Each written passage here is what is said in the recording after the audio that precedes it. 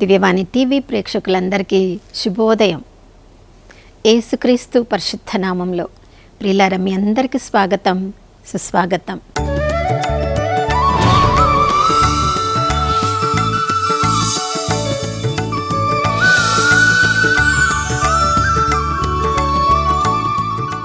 గడిచిన దినమంతా కాచి కాపాడిన దేవునికి మనసారా వందనాలు తెలియచేద్దాం.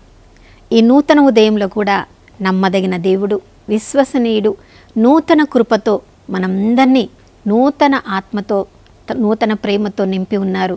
కాబట్టి ఈ ఉదయకాలంలో ఆ దేవాతి దేవునికి మనల్ని మనము పూర్తిగా సమర్పించుకుందాం. ఆ దేవుని చిత్తం ప్రకారము ఈరోజంతా మనం జీవించుదాం. నా ప్రియ సహోదరుడ సహోదరి, యాకోబు రాసిన లేఖలో మనం చదువుతున్నాము, మేలైనది ఏదియో తెలిసి ఉండి దాని ప్రకారం మనం చేయనట్లయితే, అంటే దేవుని ఆజ్ఞకు అవిధేయత చూపించినట్లయితే అది పాపము చేసినట్లుగా దేవుడు దాన్ని గమనిస్తాడు అని యాకోబు భక్తుడి ద్వారా ప్రభు మనకి నేర్పిస్తున్నారు.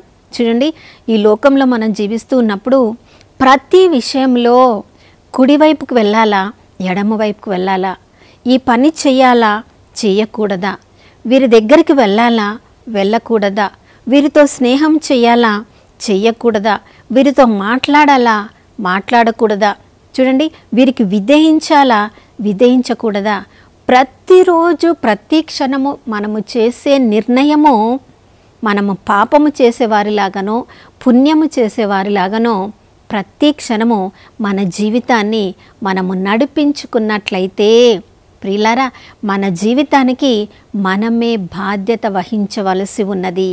దేవుడు మనకు బుద్ధిని, జ్ఞానాన్ని అనుగ్రహించారు. చూడండి, సిరాకు జ్ఞాన గ్రంథం 17వ అధ్యాయంలో మనం చదువుతున్నాం. దేవుడు మనిషిని చేసినప్పుడు, మనము పుట్టినప్పుడే ఏ రోజున మరణించాలో ఆయు ప్రాయాన్ని ఆయన అప్పుడే నిర్ణయించారు. అంతేకాదు, మనకి పంచేంద్రియములనిచ్చి 6వ ఇంద్రియంగా మనకి మనస్సాక్షినిచ్చారు. ఆ మనస్సాక్షి ద్వారా ఎటువైపు వెళ్ళాలో, ఎటువైపు వెళ్ళకూడదో అనే నిర్ణయాన్ని చేసుకోవడానికి తన రూపంలో సృజించుకున్న మానవునికి మాత్రమే ఈ సృష్టిలో దేవుడు బుద్ధిని, జ్ఞానాన్ని అనుగ్రహించాడు. ప్రియులారా, మరి ఆ దేవుడిచ్చిన బుద్ధి జ్ఞానములను ఉపయోగించుకొని దేవుడు చెప్పిన దానికి మనము విధేయత చూపిస్తున్నామా, లేదా ఈ లోకంలో మనకి ఈ శరీరాన్ని కోరికలను తృప్తిపరచడానికి ఏది మనల్ని సంతోషపరుస్తుందో దానికి విధేయత చూపిస్తున్నామా? ప్రతి క్షణము ఉదయకాలమే మనల్ని మనం సిద్ధపరచుకోవాలి. ప్రియులారా, చూడండి, అపోస్తుల కార్యంలో 4వ అధ్యాయంలో మనం చదువుతూ ఉన్నప్పుడు దేవుని చిత్తాన్నే నెరవేర్చడానికి పేతురు, యోహానులు తమలో ఉన్న దేవుని శక్తి ద్వారా ఆ కుంటివానికి స్వస్థత పరిచినప్పుడు అక్కడ ఉన్న పరిసయ్యులకు, ధర్మశాస్త్ర బోధలకు అస్సలు అది ఇష్టం లేదు. వారు మాట్లాడే మాటలు వినడానికి వారికి అస్సలు ఇష్టం లేదు. చూడండి, ఉన్నది ఉన్నట్లుగా పేతురు అక్కడ దేవుని పరిచర్య చేస్తున్నాడు.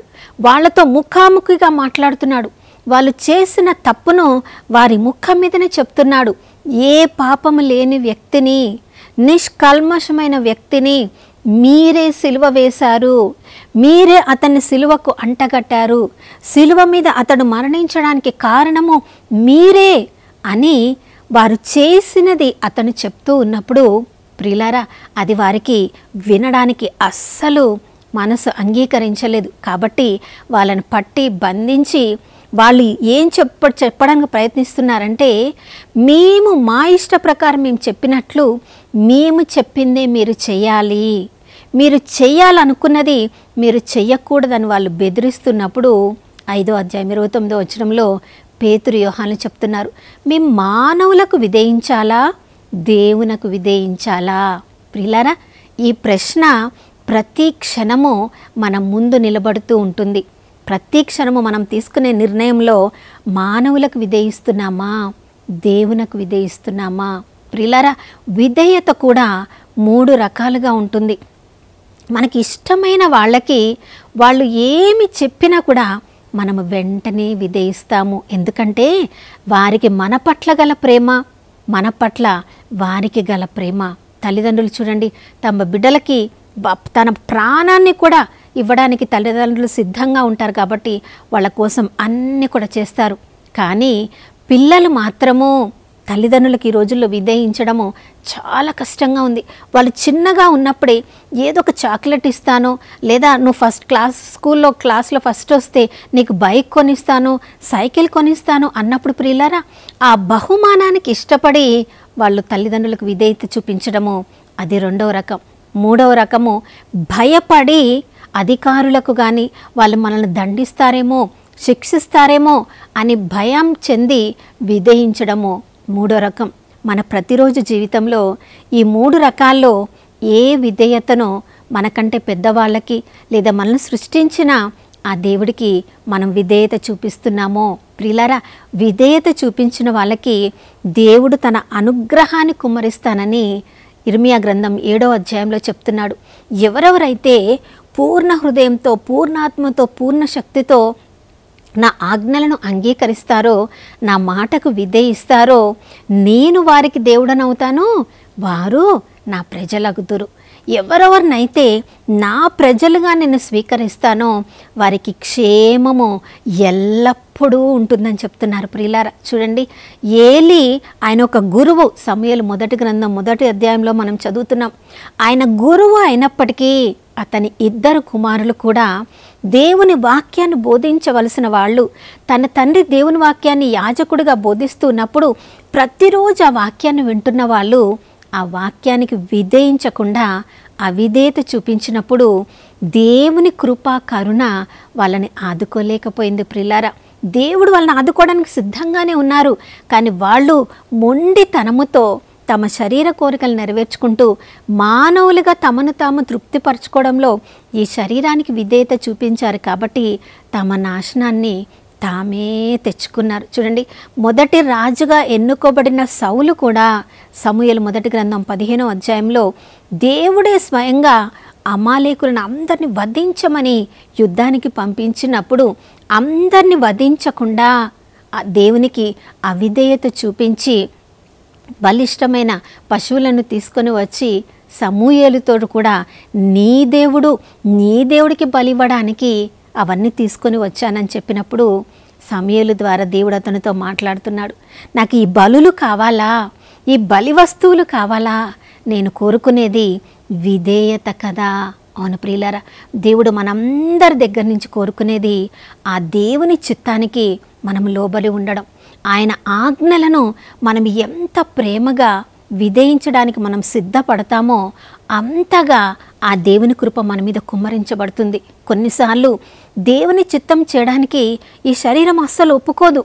దేవుని ఆజ్ఞలకు లోబడి ఉండడానికి మనస్సుకి చాలా కష్టం అనిపిస్తుంది. చూడండి, స్వయాన యేసు ప్రభుల వారిని చూసినప్పుడు గెత్సెమని తోటలో తనను తాను ఆ దేవుని చిత్తానికి లోబడడానికి పూర్తిగా సమర్పించుకోవడానికి ఆ భారమైన పాత్ర నుండి తాగడానికి స్వయాన యేసు ప్రభుల వారే తండ్రి నీ చిత్తమైనతో దీన్ని నా నుండి తొలగించమని అవిధేయత చూపించలేక లోబడడానికి చాలా కష్టంగా ఉంది కాబట్టి ఆ తండ్రి నుంచి వేరుపడము ఏమాత్రం ఇష్టం లేదు కాబట్టి ఎంతగా ప్రార్థన చేసి చివరిగా ప్రార్థనలో తన్ను తానే అప్పగించుకొని తండ్రి ఈ పాత్ర నుండి నేను తప్పక తాగవలసినదట్లయితే నీ చిత్తమే జరుగునుగా కానీ తన్ను తాను ఆ దేవుని చిత్తానికి విధేయించడానికి ఒప్పుకున్నారు. కాబట్టి ప్రిలారా, సిలువలో వేలాడుతున్నప్పుడు తను సృజించిన సృష్టియే తను అవమానపరుస్తున్నప్పుడు, గేలి చేస్తున్నప్పుడు, తన మీద ఉమ్మి వేస్తున్నప్పుడు, ముళ్ళ కిరీటం పెట్టినప్పుడు, సిలువ మీద కొట్టినప్పుడు తను దిగి రాగలిగే శక్తి కలిగి ఉన్నప్పటికీ కూడా ప్రిలారా, ఒక్కసారి దేవునికి విధేయత చూపించడానికి తన్ను తాను లోబరుచుకున్నప్పుడు ఇక సిలువ మీద చేయిపట్టి నాగటి మీద చేయిపెట్టిన దేవుడు వెనుకకు తిరుగు చూడలేదు. నా ప్రియ సహోదరుడ సహోదరి, మనందరి జీవితంలో కూడా మనకి ఏదైనా దేవుడు మనకు అభిషేకం అనుగ్రహించినప్పుడు, ఆశీర్వాదం ఇచ్చినప్పుడు ప్రభా నీకు స్తోత్రం, ఇక ఎప్పుడు కూడా నీకు విధేయత చూపిస్తాను ప్రవ్వా, నీ అండదండల్లోనే ఉంటాను ప్రవ్వా అని చెప్తాం.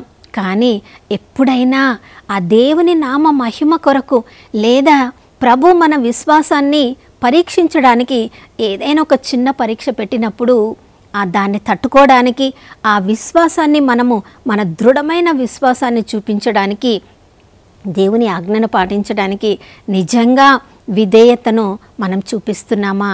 ఈ ఉదయకాలంలో మనము మానవులకు విధేయత చూపిస్తున్నామా, దేవునికి విధేయత చూపిస్తున్నామా? మానవునకు విధేయత చూపించాలంటే ఈ శరీరం అస్సలు ఒప్పుకోదు ప్రియులారా. కానీ శరీరాన్ని క్రమశిక్షణలో పెట్టగలిగినప్పుడు మాత్రమే దేవుని ఆజ్ఞలకు మనం విధేయత చూపించగలం. చూడండి, పేతురు యోహాన్లకు వారికి తెలుసు, వారు దేవుని చిత్తానికి లోబడి ఉండాలంటే, దేవుని మాటకు విధేయించాలంటే మరలా మరలా వాళ్ళకు శ్రమలు కలుగుతాయని, మరలా మరలా వాళ్ళు చెరసాలలో పెట్టబడతారని, మరలా మరలా వాళ్ళు కొరడా దెబ్బలు తినడానికి సిద్ధపడ్డారు. కాబట్టే మేము మానవుల మాటకు మేము విధేయించము, దేవుని మాటకు మాత్రమే విధేయిస్తామని వారు స్థిరమైన నిర్ణయం తీసుకున్నారు. కాబట్టే ప్రియులారా, బ్రతికి ఉన్నంత కాలము కూడా ఆ దేవుని నామానికి సాక్షులుగా ఉన్నారు. వారిని మరణంలో కూడా ఆ దేవుని మాటకు విధేయించారు. కాబట్టి వాళ్ళు మరణించిన తర్వాత ఇన్ని వేల సంవత్సరాల తర్వాత కూడా వాళ్ళందరి జీవితాలు మనందరికీ మార్గచూపరిగా ఉన్నాయి. మరి మన ఈరోజు జీవితాన్ని మనము గమనించుకున్నట్లయితే దేవుని మాటకు విధేయత చూపిస్తూ మనం జీవిస్తున్నామా, లేదా మనుషుల మాటలకు విధేయిస్తూ మనం జీవిస్తున్నామా? మన జీవితాలను మనం సరి చేసుకుందాం. దేవుని మాట ప్రకారం జీవించడానికి కావలసిన ధైర్యాన్ని, కృపని మనకు అనుగ్రహించమని ప్రార్థించుకుందాం. దేవుని ప్రేమ కొరకు మనల్ని సిద్ధపరచమని ప్రార్థించుకుందాం. నాతో కలిసి ప్రార్థించండి. పరిశుద్ధుడైన దేవానికి స్తోత్రములు తండ్రి. యేసు ప్రభువు దేవుని ప్రేమలో పూర్తిగా నిమగ్నమై ఉన్నాడు. కాబట్టి పరలోకపు తండ్రి యేసయ్య మీ చిత్తానికి లోబడి మీ మాట ప్రకారము సిలువ మీద తనను తాను అప్పగించుకోవడానికి సిద్ధపడ్డాడు ప్రవ్వా. అయ్యా, పౌలు భక్తుని జీవితాన్ని కూడా చూసినప్పుడు దేవుని సేవలో ఉండుట వలన, దేవుని చిత్తానికి లోబడుట వలన, దేవుని మాటకు విధేయత చూపించడానికి ఎన్నోసార్లు చెరసాల్లో ఉన్నాడు, ఎన్నో కొరడా దెబ్బలు తిన్నాడు, ఎన్నోసార్లు మృత్యువు వరకు, నేను మృత్యు అంచుల వరకు నేను వెళ్ళానని చెప్పాడు. ఎన్నో శ్రమలను తను అనుభవించింది. తను వ్రాతపూర్వకంగా కొరింథీ ప్రజలకు అతను తన అనుభవాన్ని చెప్పాడు. అన్ని శ్రమలు అనుభవించినప్పటికీ కూడా ప్రవ్వా, చివరి ప్రాణము ఉన్నంత వరకు, ప్రాణము నీ కొరకు అర్పించే సమయంలో కూడా నా కొరకు పందెపు బహుమానం సిద్ధంగా ఉంది, నీతి కిరీటం సిద్ధంగా ఉందని ప్రభా మీ మాటకే విధేయించడానికి సిద్ధపడ్డాడు. అదే ధైర్యాన్ని మాకు అనుగ్రహించండి. అదే దేవుని మాటకు విధేయించడానికి అయ్యా ఈ ఉదయకాలంలో మమ్మల్ని అందరినీ సిద్ధపరచమని, ఏ మానవుల మాటలకు మేము విధేయించకుండా ప్రభా దేవుని చిత్తానికే లోబడి ఉండడానికి మాకు అందరి కృపను అనుగ్రహించమని యేసయ్య పరిశుద్ధ నామములో అడిగి వేడుకొనిచున్నాం తండ్రి, ఆమెన్. ప్రియులారా, ఈ ఉదయకాలంలో మనం తీసుకునే ప్రతి నిర్ణయం కూడా దేవుని మాటకు విధేయించేలా మనందరి జీవితం ఈరోజు దేవునికి మహిమకరంగా ఉండునుగాక.